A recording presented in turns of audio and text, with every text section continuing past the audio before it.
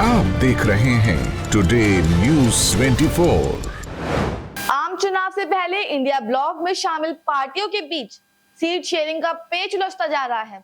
दिल्ली में एक दिन पहले आपके फॉर्मूले पर कांग्रेस ने दिया करारा जवाब। नमस्कार, मैं हूं मोनिका और आप देख रहे हैं टुडे न्यूज़ 24।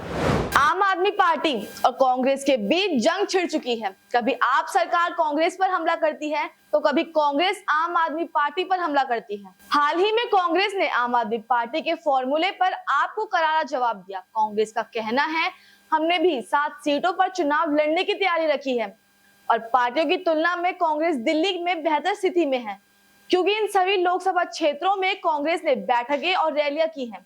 मंगलवार को आम आदमी पार्टी ने दिल्ली को लेकर अपना रुख साफ किया था और साथ ही दिल्ली की सत्ता में आपका कहना था कि हमने दिल्ली में 6 सीटों पर चुनाव लड़ने का प्लान बनाया था, जबकि 1 सीट कांग्रेस को देने के लिए तैयार की है। आप सांसद संदीप पाठक ने कहा, योग्यता के आधार पर कांग्रेस पार्टी दिल्ली में 1 सीट भी हकदार नहीं है, लेकिन गठबंधन के धर्म को ध्यान रखते हुए हम उन्हें 1 सीट देने को तैयार हैं। हम कांग्रेस पार्टी को 1 सीट पर और आपको 6 सीटों पर लड़ने का प्रस्ताव देते हैं। जल्द ही हमने अपने सभी 6 उम्मीदवारों के नाम ऐलान कर देंगे। इसके अलावा लवली ने आगे कहा, इंडिया ब्लॉक में कांग्रेस सबसे बड़ी पार्टी है।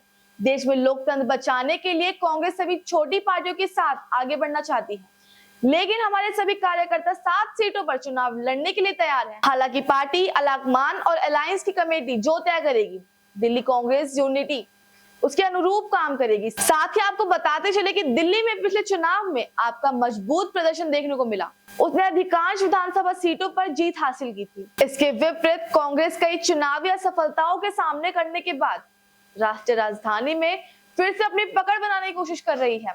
आपके नेता पाठक का कहना है कि दिल्ली में कांग्रेस पार्टी को लोकसभा चुनाव और विधानसभा चुनाव में 0 सीट मिली थी। एमसीडी चुनाव में कांग्रेस ने 250 में से केवल 9 सीट जीती थी। आपकी इस टिप्पणी के बाद कांग्रेस ने भी तेवर दिखाए। दिल्ली कांग्रेस के अध्यक्ष अरविंद सिंह लवली ने कहा, जहां तक दिल्ली में कांग्रेस की बात है तो पिछले चुनाव में भी हमारी पार्टी ने किसी भी अन्य पार्टी से बेहतर प्रदर्शन किया था। हम 5 सीटों पर से दूसरे नंबर पे थे, लेकिन इस बार भी यहाँ 3 राजनीतिक पार्टियां हैं। इनमें से सिर्फ कांग्रेस पार्टी ने पिछले 3 महीनों में सभी लोकसभा सीटों के इलाकों में अपने कार्यकर्ताओं के साथ बैठक की और साथ ही 5 लोकसभा क्षेत्रों में बड़ी सार्वजनिक रैली की। अन्य पार्टी की तुलना में कांग्रेस लोकसभा चुनाव के लिए बेहतर स्थिति में है। सूत्रों के मुताबिक शुरुआती चर्चा में दिल्ली में आप और कांग्रेस के बीच 4 से 6 सीट के बंटवारे फॉर्मूले सुझाव दिए गए थे, जिसमें कांग्रेस को 4 और आपको 3 सीटों पर चुनाव लड़ने को कहा गया था।